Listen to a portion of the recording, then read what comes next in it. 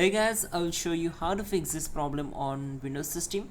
This solution is applicable for Windows 10 and as well as Windows 11 operating system. What you have to do, you need to just follow my screen and we will fix this issue together and quickly. In the first step, go to search bar, type your CMD, then right click on it and select run as administrator. Select S. Now we need to execute some commands, so type all these commands carefully and hit enter to execute them.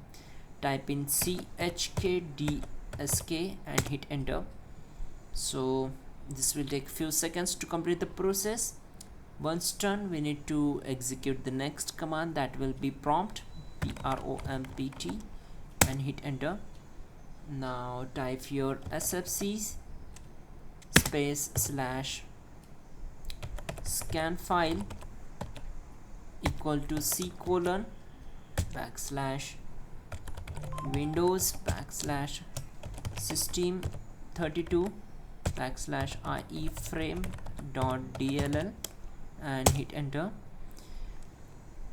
Once done, we need to type in sfc space slash verify file equal to c colon backslash windows backslash okay, I have to do it again, windows backslash system 32 backslash iframe.dll. okay, now hit enter. Once done, type in sfc space slash scan now and hit enter. So this process will take a lot of time, depends upon your computer configuration, and it will take around 10 to 15 minutes. So we need to keep executing this in the background.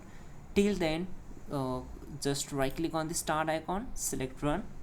Now type your %temp% and hit enter.